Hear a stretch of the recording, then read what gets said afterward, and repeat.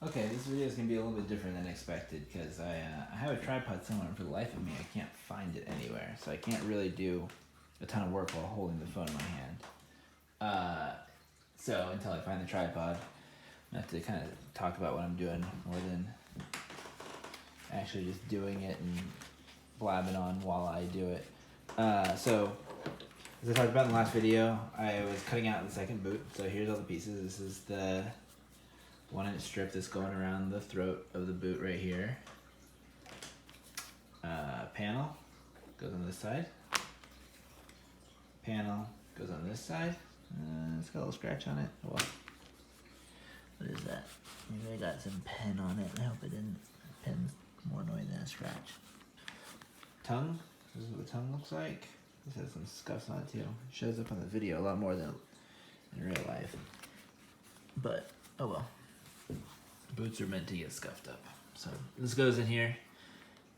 Oops, this goes in here. I actually moved the camera. And then the vamp and the cap toe.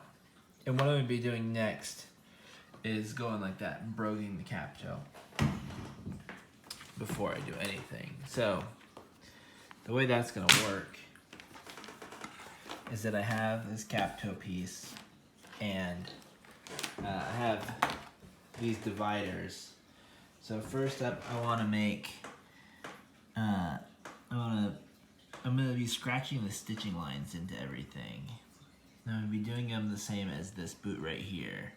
So I crank this down so that you may be able to see right there, like before I did the stitching, I scratched a line of where, just to guide my, just to guide me along stitching. So I do this and I drag it to make a thing. And I'm gonna try to do this with one hand without fucking up this piece. But basically, I'm gonna do this. Oops. And you use this pulled against the side of this thing. I can't, it's hard to do, but you're gonna see. So I do this and I leave this line here. And that's what I'm going to use as a stitching guide when I come back. Let me see if I can prop this up for a second. Try to prop this up on the other boot. And then the cat gets in the way. Get out of here.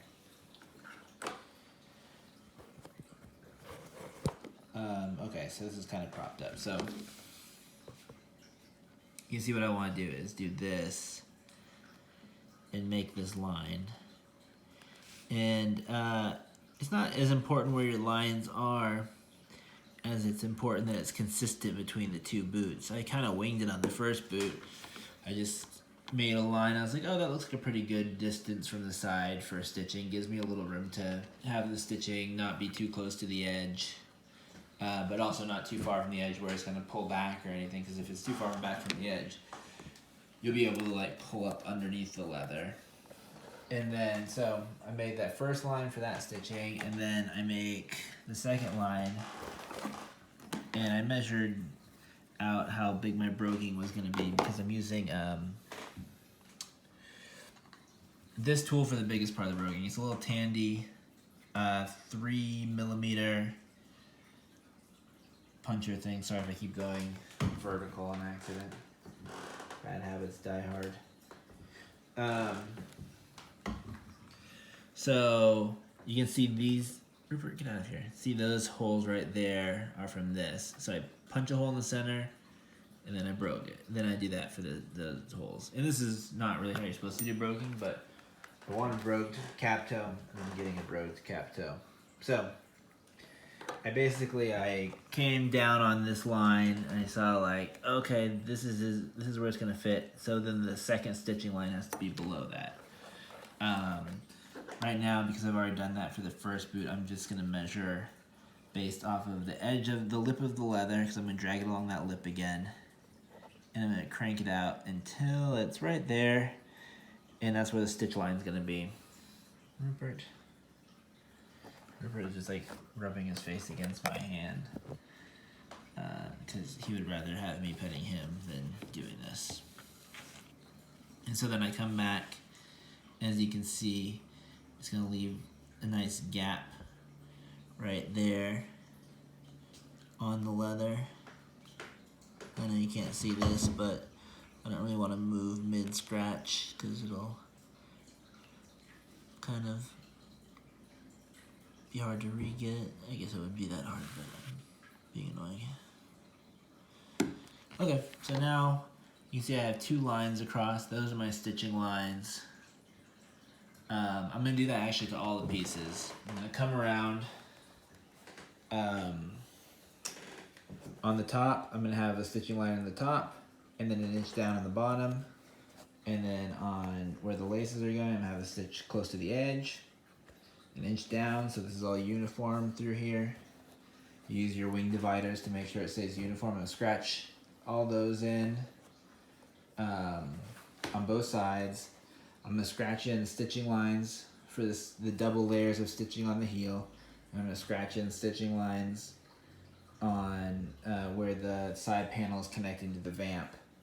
And those are just, these ones don't really have any rhyme or reason other than, you know, you want to have enough space that you can, you know, punch the holes without them getting interfering with each other. You don't want them to like get stuck in each other. I'm not going to do any stitching lines on the tongue right here. This is, I'm going to wing this a little bit later based on where everything's settling down once it's all closed up. So basically I'm going to go, I did that line, I did that line.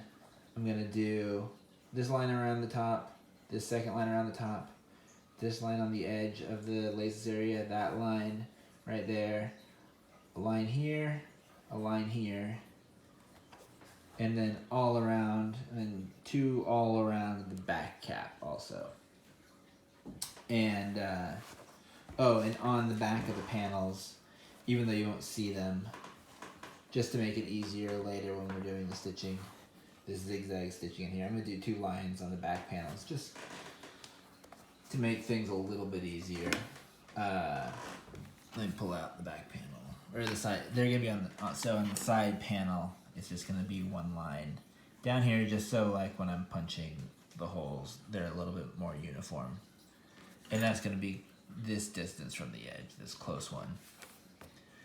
Because you want it to be nice and close to the edge, because we're going to be closing that up end to end, not overlapping it. Yeah, so the next thing is, that's for a little bit. I'll show you when it's all lined up before I actually start stitching it. But now you know how to make the lines. It's just these pointy little compass thing called dividers. I think I got this one on eBay for like a couple bucks. It took like the slow boat from China. It took 20 days to get here, but I wasn't in a hurry at the time when I got it. But now, so we want to mark out where these holes are going to be for the broguing. We're use this tool also for that. So basically we're going to try to see, all right, these holes, like get it lined up. You can do, I'll say the edge, the center for each one, but the edge is fine because it should be the edges and centers are, you know, offset at the same distance. So get it, I want to be as close as possible to each other. So this looks pretty good. So now that we have this distance locked in on here with this little dial, it's not going to go anywhere. We can come down here on the cap toe, and I guess we don't really have to start anywhere in particular, but we want to get like right in the center. I'm going to stop doing this with my hand in a second because I don't want to mess this up too much. But you just kind of find it right in the center of those 2 lines, and you give it a little poke. And you're not poking all the way through, you're just making a little indent.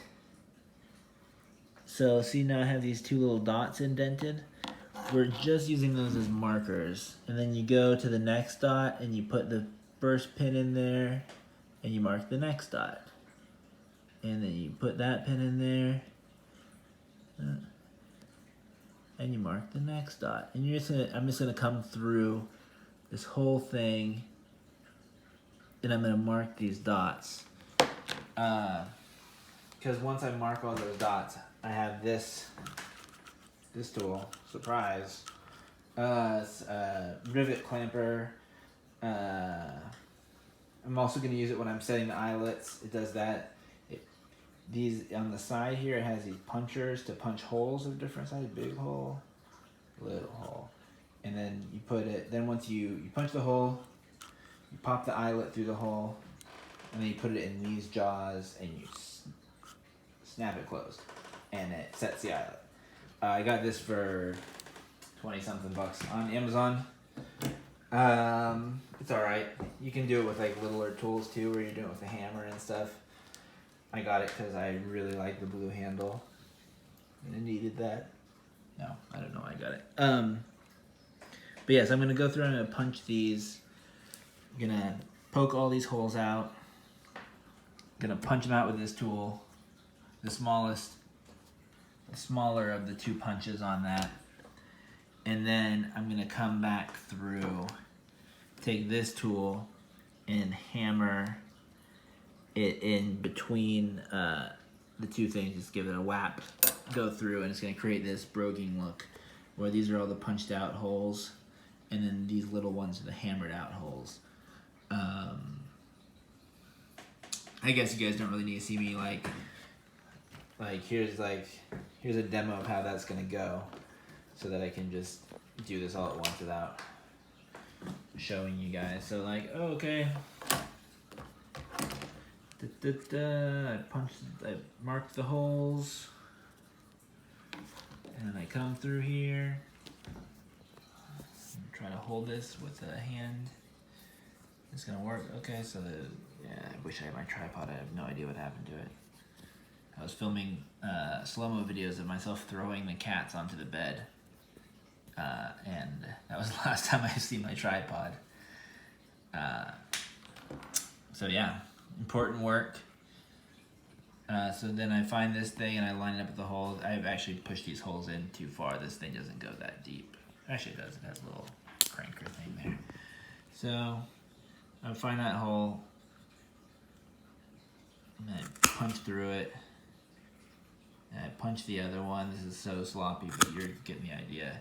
So now you have these like broguing holes. They're a little bit dirty.